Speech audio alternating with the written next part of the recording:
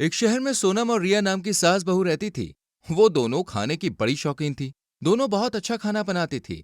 लेकिन उनकी एक गंदी आदत थी। वो अपने घर का राशन बचाकर पड़ोसियों के घर खाने के लालच में जाती थी। एक दिन सोनम अपनी पड़ोसी सोनाली के घर जाती है, जहाँ सोनाली चाट लेके बैठी रहती है। सोनाली जैसे ही चाट से भरा चम्मच अपने मुंह में ले जाती है, तभी अचानक से सोनम उसके हाथों से चाट छीनकर खाने लगती है।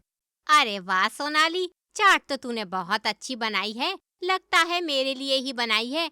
देख तभी तो मैं यहाँ आ गई।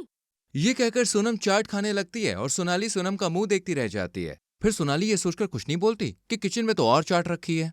सोनाली जा किचन से और चाट ले आ, मुझे और खाना है।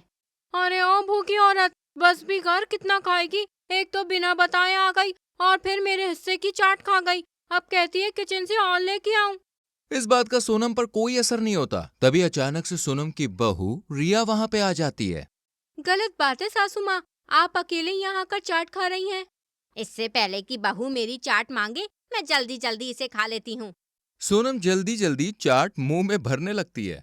सोनाली आंटी, मैंने सुना है आप बहुत अच्छा खाना बनाती हैं। अरे हाँ बेटा, मैं खाना अच्छा बनाती हूँ। अभी मैंने चाट बनाई थी जो कि तेरी पेटू सास सफा चट कर गई, लेकिन मैंने भी किचन में थोड़ी छुपा कर रखी है। तुम यहीं बैठो, मैं लेकर आती हूँ। रिया की झूठी तारीफ सुनकर सोनाली खुश हो जाती है और सारी चाट लाकर उसे दे देती है।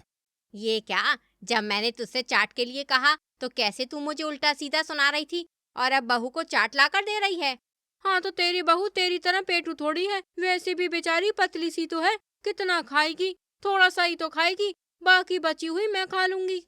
रिया उन दोनों की तूतू मैमे सुनकर दिल ही दिल में खुश होकर सारी चाट जल्दी जल्दी सफा चट कर जाती है। कुछ देर के बाद सासू माँ, अगर आप दोनों की तूतू में हो गई हो तो घर चले। हाँ बहू, चलते हैं।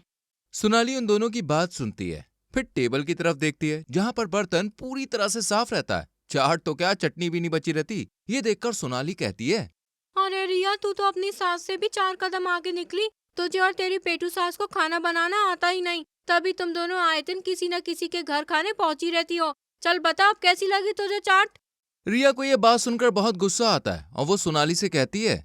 एकदम बेकार आंटी, आपको तो खाना बनाना आता ही नहीं। चाट में ना तो चटनी थी और ना ही नमक। मिर्च का तो जैसे सारा डिब्बा ही उलट दिया हो। ये भी कोई खाना था? आंटी जाइए, खाना बनाना सीखिए पहले आप। अरे तुम दोनों सास बहू एक नंबर की भूखमरी औरत हो। इतना खाओगे तो खा खा कर मोटी भैंस हो जाओगी। अभी भी वक्त है, संभल जाओ। कहीं ऐसा ना हो कि तुम दोनों के पति तुम्हें घर से निकाल दें, क्योंकि तुम्हारी ऐसी हरकतों से वो जल्दी कंगाल हो जाएंगे। दोनों सास बहुत चुपचाप सोनाली की बात सुनकर घर पे आ जाती हैं। उस दिन के बाद से वो दोनों पड़ोसियों के घर जाना बंद कर देती हैं। वो दोनों घर में ही खाना बना कर रखती हैं। लेकिन इससे उनके घर का राशन खत्म होने लगता है। फिर अचानक से रिया के दिमाग में एक आइडिया आता है। उस आइडिया के बारे में वो अपनी सास से बताती है।